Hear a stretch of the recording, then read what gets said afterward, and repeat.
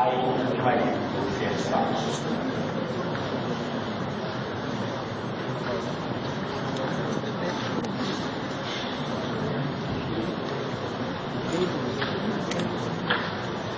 Good morning, distinguished members on the dais. It is a real collection of wisdom and realities around water management for future food security to international delegates and students and faculty. It is true, water is life, but we take it for granted. We do need to be wise about water if we want to have water for the next generation to live productive lives.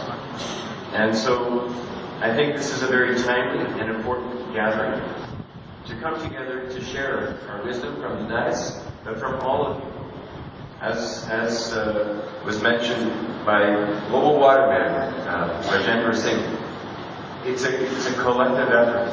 It's based on our individual decisions on how we as consumers buy things, because everything we buy has water attached to it, whether it's food, whether it's how we run our homes. And so we really need to think about water as a valuable resource, and that's why I said, we need to put a price tag on water, because we take it for granted. And I know politically that's not attractive, but we do have to value water somehow.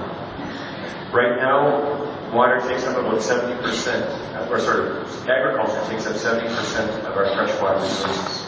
As the Honorable Minister said, we have to be very responsible about our food production systems, taking water into account. Thinking about water usage in crops, and for those that are thirsty, how we can use technology to increase their water sufficiency. Right now, we use about, for agriculture, 2/3 water, it's the water that's harvested, and 1/3 aquifer water, or blue water, for our food production today. But in countries like India, our aquifers are being depleted, and they're dropping in some places at an alarming rate. Talking to a colleague from Iran, about a meter a year, I hear. Parts of northern India, 30 centimeters a year. These are unacceptable numbers. In the last 10 years, we can understand this in part because the bore wells have tripled in number, now crossing 22 million bore wells. The good news is, because they're privately managed, that water resource is managed more efficiently, but still, it's a very large number. So that in the end, canal water has an efficiency of about 38%, and groundwater sources from bore wells about 65%. So we've increased the efficiency, but more needs to be done. As was mentioned, we need to put or value water, and so recommendations that have been made by the Honorable Minister, I think, are spot on. That we really do need, as a community, to think about our food production systems and how to use water efficiently, and how to distribute that water equitably. So all farmers, we have an agrarian focus for this meeting, which is very appropriate. All farmers have access to productive assets that allow them to use water, access fertilizer, access knowledge to improve their incomes. As you all know, Prime Minister Modi has called for doubling of farmer incomes by 2022. And I think water is a key driver. It's the entry point for realizing that vision. So what do we need to do? Unfortunately, I won't be here over the next 2 days, but I have 4 points that I want to highlight. The first is crop zonation. We need to grow crops where they're most appropriate, based on the agroecology, soil, rainfall pattern, in order to produce sustainable food. The second is that we need to understand both the hydrology and aquifers better by mapping them and monitoring them, so that we can be better stewards of natural resources for the future. Third, we need to enhance the water use efficiency, both for blue and for green water, especially for the green water. How do we better manage watersheds so that we optimize water where it drops?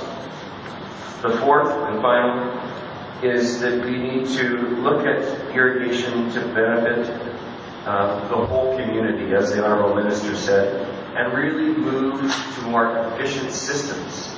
So a goal that we should really be setting for ourselves is really zero flood irrigation by 2020.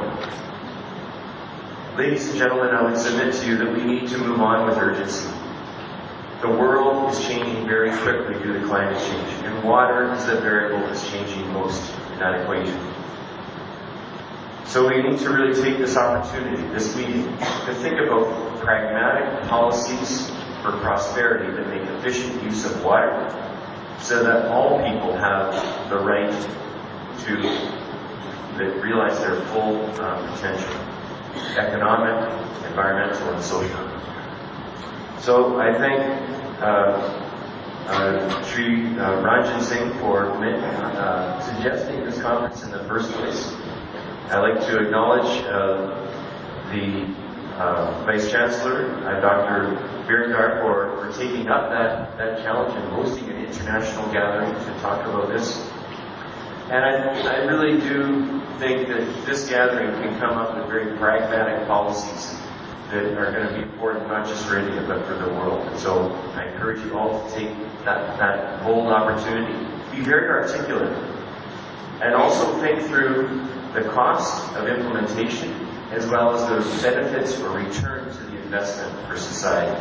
I think by framing our recommendations in this way, policymakers, captains of industry, and every citizen will take note of their recommendations. Thank you very much.